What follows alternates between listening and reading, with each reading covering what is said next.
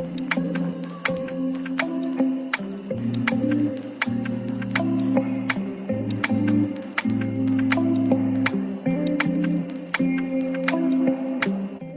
there, I am Mihika and welcome to my YouTube channel. I'm a full time professional model, and this video I'm gonna speak up about stuff I wish I knew before I started modeling. So let's go. I think I learned this one the hard way. Beauty standards pretty much exist in the modeling industry. How your skin looks, how your hair is looking, how fit you are, how lean you look as a model. It matters a lot because that's how you look in front of the camera. So you have to be the best version of yourself physically, and honestly that can take quite a toll on someone who's just starting off. So at the start, of course, it was a lot of pressure. Honestly, even today there is pressure, but along the way, with your experience, you learn how to handle this pressure in the right way. And definitely inclusivity is celebrated today across genders, ethnicities, skin colors, but yeah, beauty standards pretty much still do exist. This is one of the harsh realities of this industry, that a lot of pressure is put up on how you look, on your external features, on how your body looks, how skinny, how lean you look, because that just affects how you look in camera. And yeah, basically, I've met a lot of models, including myself, honestly, who've dealt with some or the other kind of eating disorder, at least at some point of their modeling career. And these are all young girls who've started modeling and who are doing this as a career. And honestly, it's a lot of pressure. Losing weight without losing your mind is something I'm trying to follow. But yeah, probably when I'm comfortable enough, I would speak up about my struggle with eating disorder over years. I get asked this a lot by a lot of new models, that, how much time did it take for you to crack it, and how much time will it take for me to crack it? Honestly, the answer is I don't know, because no one knows, and there is no guaranteed formula that, or a guaranteed timeline that, by this time you'll have your life or your career figured out, in modeling specifically talking about. I've been modeling for 3 years, and I've come a long way, but I know for a fact there's a longer way for me to go, and I want to go there. So I am still figuring it out. One thing that I do know, that you have to be extremely patient. For some, it works out quicker, for some, it takes a little longer, but for some, it just doesn't work out. Now, you'll ask, how will I know if modeling is for me? The answer is, you got to bet on yourself even when no one else is betting on you, and you have to give it your all and see it for yourself. How badly do you want it, and do you have what it takes to be? You decide that first. Someone described modeling to me as looking pretty all day long. Well, that's partly true, but a lot of effort goes behind the scenes and behind the camera. Modeling is an art, definitely, and it takes a lot of discipline and routine. So, for example, this was a shoot that I did last year in freezing snowfall.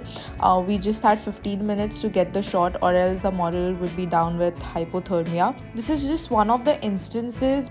But yeah, modeling is a pretty physically enduring job, and it takes a lot. Like, by the end of the shoot, you are just dead tired and you just want to eat something and just crash on bed.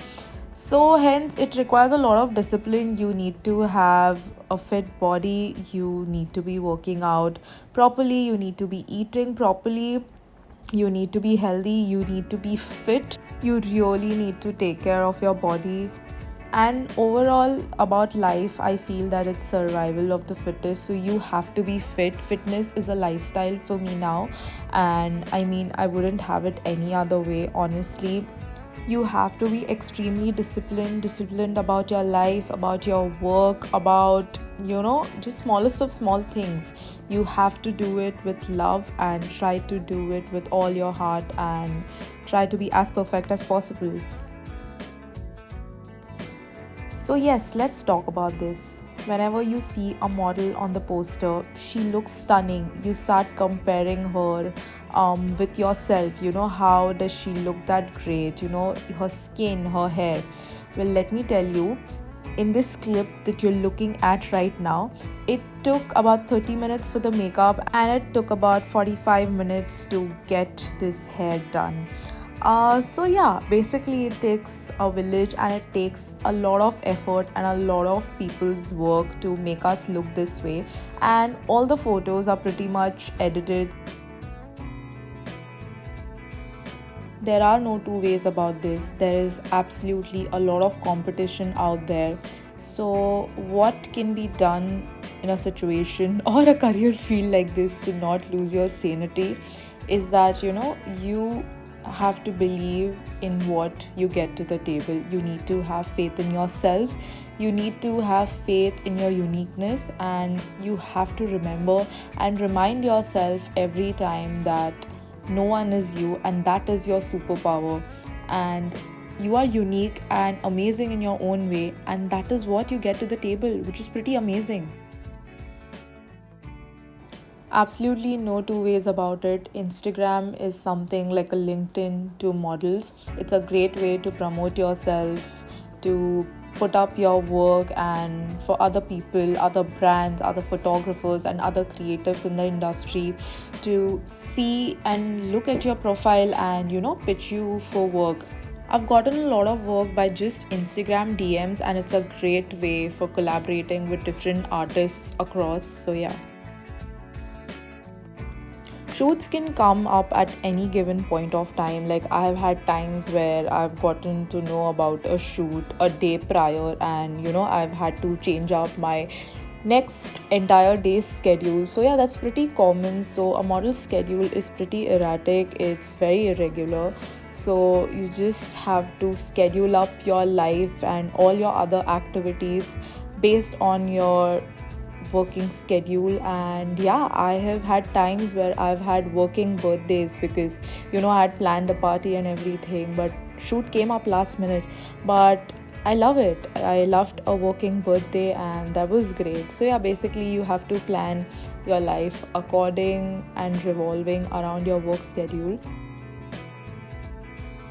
So basically, I'm an introvert, but I do realize the importance of networking on set because you meet different type of people, different artists, different creatives, and it's great. So it's really helpful when you just strike up a conversation because you get to know a lot more about them and you form a networking connection. And honestly, professional relationships are very underrated because you work with these people, and it feels great when you work with someone and they like your work and they pitch you to someone else and you do the same for them. So yeah, building professional relationships around work is extremely important, I think, in any industry for that matter. Something people always remember is how you make them feel. Oh boy, where do I start with this one? Rejection is pretty much part of the job description of being a model. There are going to be times when you are going to fall flat on your face and you would be so embarrassed and you just wouldn't know what to do next. And you really have to learn with time not to take these rejections personally, because the brand or the client, they might be looking for something else. It's not you, it's just their choice. So I've learned it the hard way, honestly, not to take rejections personally, because as I said, I have learned to have faith in what I bring to the table. So I need to have immense amount of faith and patience in myself first, which I do have. So yeah, that helps a lot. Whenever I mess up at something with work, I remind myself that I am a good model no matter what anyone else says, because I need to listen to myself first. And trust me, your inner voice matters the most, the belief that you have in yourself.